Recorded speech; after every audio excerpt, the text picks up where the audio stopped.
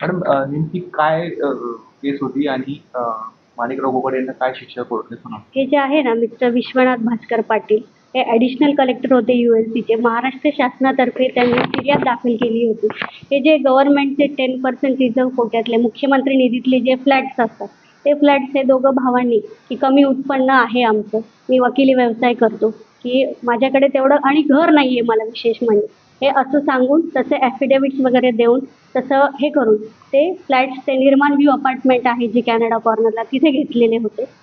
त्या अनुषंगाने ह्या दोघांना जे आहे माणिकराव शिवाजी कोकाटे आणि त्यांचे जे भाऊ आहे विजय शिवाजी कोकाटे यांना जो सरकार पक्षाने जे 10 साक्षीदार तपासले त्याचा जो साक्षी पुरावा होता तो ग्राह्य धरून 2-2 वर्ष शिक्षा आणि 50,000 रुपये दंड अशी शिक्षा ठोठावलेली आहे. ही कधी तक्रार करण्यात आलेली होती? ही कोणी तक्रार केली जी आहे ती 97 सालातली होती.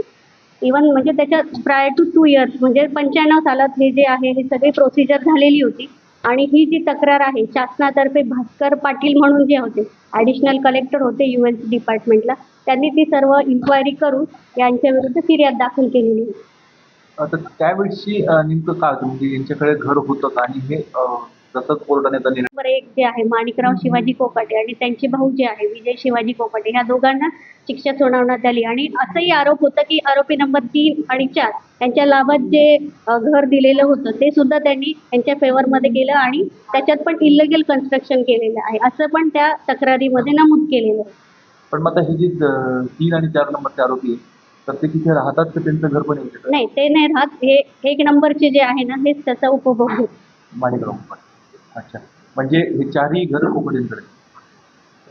चारी जे फ्लॅट्स आहेत हां हां चौघांना जे अलॉट झालेले आहेत शासनाकडून हां.